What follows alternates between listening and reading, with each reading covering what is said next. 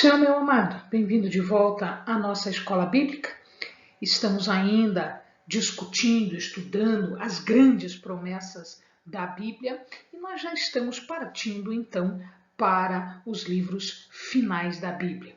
Hoje nós vamos falar sobre as grandes promessas que estão contidas no livro de Atos. Então, pegue a sua Bíblia, pegue o seu caderno de estudos, ore ao Senhor. Pede a Ele discernimento, entendimento, conhecimento, sabedoria. Pede a Ele proteção para que nós possamos desvendar dos seus mistérios. A primeira grande promessa que está contida no livro de Atos está ali em Atos 1, no verso 5 e também alguma coisa no verso 8. E ele trata da vinda do Espírito Santo. Então lembremos, Atos é um livro que vai tratar de tudo aquilo que os apóstolos fizeram depois da morte e da ascensão de Jesus. Então a história começa em Atos, a história começa depois da morte de Jesus. Atos é um livro histórico, é um livro que vai contar a história. Então, nós não vamos encontrar muitas promessas aqui, mas nós vamos encontrar, isto sim, muita menção das promessas que foram realizadas, ou seja, da realização, da efetivação daquelas promessas. Muito bem, como eu dizia, em Atos 1, do verso 5 e o verso 8, ele fala sobre o Espírito Santo. Então, Jesus está ascendendo aos céus. Como ele está subindo aos céus, ele agora se dirige para os seus discípulos e ele faz uma promessa. Veja lá, porque na verdade João batizou com água, mas vós sereis batizados com o Espírito Santo, não muito depois destes dias. Esse Espírito Santo vai acabar descendo, vai acabar encontrando não só os apóstolos, no primeiro momento os apóstolos, mas também nós vamos ver que ele se espalhará, ele descerá, ele se derramará também pelos gentios, o que foi uma surpresa. Ora lá, o que efetivamente este Espírito Santo, o derramamento desse Espírito Santo significaria? E aí ele continua, mas recebereis a virtude do Espírito Santo, que há de vir sobre vós, e ser-me-eis testemunhas, tanto em Jerusalém, como em toda a Judéia e Samaria, e até aos confins da terra.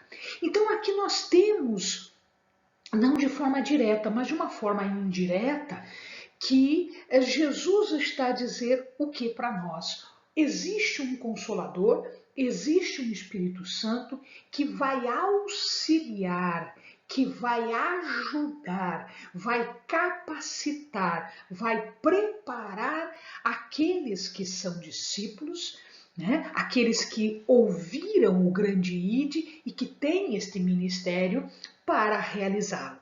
E eles, estes discípulos, serão testemunhas. Onde testemunhas? Onde eles estão? Eles estão aonde? Naquele momento eles estavam em Jerusalém. Mas Jesus diz o seguinte, veja, em Jerusalém, em toda a Judéia, porque Jerusalém ficava numa região que se chamava Judéia. Um pouquinho mais para frente da Judéia, como quem ia para a Galiléia, estava Samaria. E ali ele também diz, também Samaria. Lembre-se que nós temos aí um problema com os samaritanos, mas Jesus diz, você vai ser testemunha, não só em Jerusalém, na Judéia, mas também na Samaria, com aqueles com os quais a gente não se dá muito bem, pois estes também estão sendo chamados. Acabou aí? Não. Jesus já tinha feito o ministério dele na Galiléia, e aí ele se estende da Galiléia e ele vai além.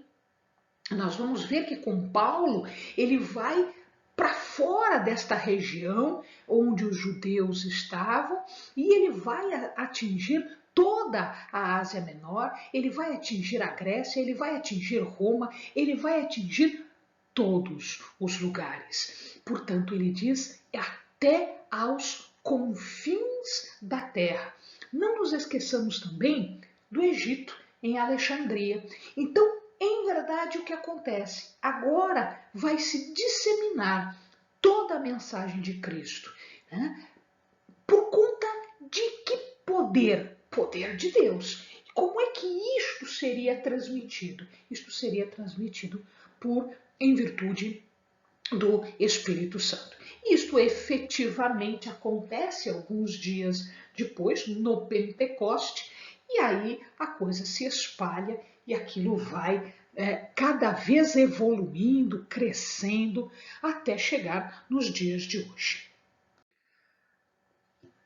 Existe um personagem importante aqui, cujo nome é Saulo. Saulo vai aparecer agora em Atos e depois ele vai ter uma importância muito grande porque ele será um agente de discipulado, um agente do ministério de dispersão das ideias e das mensagens de Jesus. Saulo não conheceu Jesus. Ele não conheceu. Ele aparece na história depois que Jesus morreu e ascendeu aos céus. Na verdade, morreu, ressuscitou, não esqueçamos disso, e ascendeu aos céus. Entretanto, aqui ele começa a contar a história de Saulo e depois nós vamos ver Saulo sendo responsável por um ministério bastante amplo, bastante grande, inclusive ele é autor da maioria das cartas que vão constituir o Novo Testamento. O que nós temos de promessa aqui? Olha que coisa interessante. Atos 9, 15 e 16. Disse-lhe, porém, o Senhor. Ele disse isso para um dos convertidos que estava com medo de Saulo. Por que ele estava com medo de Saulo? Porque Saulo começou a perseguir os discípulos, os apóstolos de Jesus, porque ele achava que eles estavam se desviando do judaísmo, da adoração a Deus, da verdadeira adoração a Deus. Então ele começou a perseguir. E aí, no caminho para Damasco, quando ele foi prender alguns novos convertidos, os da doutrina, chamados assim, os da doutrina, ele tem um encontro com Jesus. Isto é contado várias vezes em Atos e em algumas cartas de Paulo. Então, quando ele está lá em Damasco, o que acontece? Todo mundo estava com medo de Saulo, porque Saulo já havia prendido várias pessoas e ele, inclusive, concordava com a morte destas pessoas. Então, aqui, Deus chama e diz o seguinte, vai sim ter com Saulo, porque este é para mim um vaso escolhido para levar o meu nome diante dos gentios e dos reis e dos filhos de Israel, e eu lhe mostrarei quanto deve padecer pelo meu nome. Então, o que nós vamos encontrar aqui na história que se segue em Atos e depois tudo que é contado nas cartas de Paulo, que efetivamente é isto que aconteceu. Então, veja lá, em primeiro lugar, Saulo, que depois passa a se chamar Paulo, então existe essa mudança de denominação em Atos e nas cartas. Ele é um vaso escolhido de Deus. Ele é um vaso escolhido de Deus. Para quê? Para levar a mensagem. Levar a mensagem para quem? Para os gentios, para os filhos de Israel. Então, no primeiro momento, ele fala aos judeus. Depois, quando os judeus não aceitam, ele estende a mensagem para os outros povos todos, para os chamados gentios. Inclusive, nós vamos ver em Atos mesmo e nas cartas que Paulo chega a levar a mensagem e quase converter alguns poderosos, governantes poderosos, vindos de Roma, né, que aquela região ali era dominada por Roma. Ele quase, né, faz a conversão destes romanos. Então ele esteve, melhor dizendo, diante de reis, de governantes, de poderosos, e ele não teve receio de dar a mensagem. Bom, então quer dizer que a mensagem era para os gentios também? Claro, meu amado. A mensagem não era somente para os judeus, porque a mensagem no primeiro momento ela foi dada aos judeus, mas os judeus, a maioria dos judeus não quis ouvir. Então a mensagem passou a ser levada para os chamados gentios. E foi por esta circunstância que nós ganhamos o reino. A gente já teve a oportunidade de explicar isso ao amado. Veja o que diz aqui em Atos 13, 46 e 47. Mas Paulo e Barnabé é um outro personagem bastante importante, usando de ousadia, disseram: era mister que a vós se vos pregasse primeiro a palavra de Deus. A vós quem? Para quem ele está dizendo? Para os judeus. Então, toda vez que eles chegavam numa cidade, a primeira coisa que eles faziam era ir à sinagoga e pregar a mensagem de Jesus para os judeus. Como era a regra, como isso foi no início. E aí ele explica: mas visto que a rejeitais e não vos julgais digno da vida eterna, eis que nos voltamos para os gentios. Então ele está explicando uma coisa muito simples. A gente explicou para vocês, vocês não quiseram. Pois muito bem, então nós vamos explicar para outros. Outros querem. Vocês rejeitam, vocês não querem, os outros querem. Porque o Senhor assim nos mandou, ou seja, mandou a Paulo e a Barnabé. O Senhor disse para eles: vocês vão fazer desse jeito. Como? Eu te pus para a luz dos gentios. Luz a gente já viu, tem um significado de conhecimento, de trazer verdades, de aclarar, de trazer à luz significa de mostrar o que estava escondido. Então eu te pus para a luz dos gentios, a fim de que sejas para a salvação até os confins da terra. E Paulo efetivamente foi. Paulo, desde Jerusalém, Antioquia, ele foi para a Ásia, todas as cidades da Ásia, da Grécia.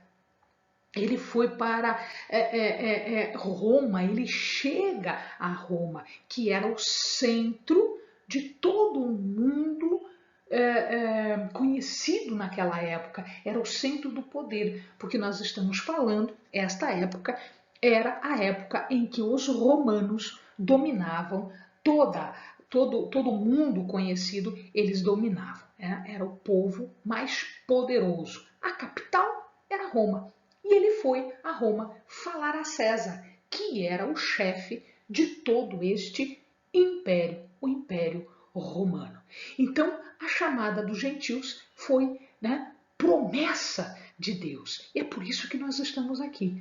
Nós estamos aqui exatamente porque Deus abriu essa possibilidade para nós através do seu Filho Jesus, e como os judeus não aceitaram, nós fomos então aceitos, nós fomos adotados por Deus, que agora pode ser chamado de Pai, porque adotados fomos por Ele.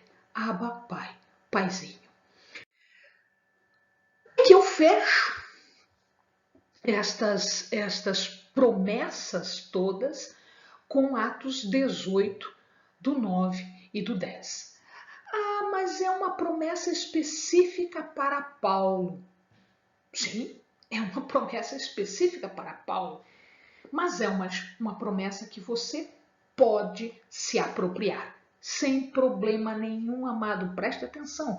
Você pode se apropriar desta promessa que foi dada a Paulo.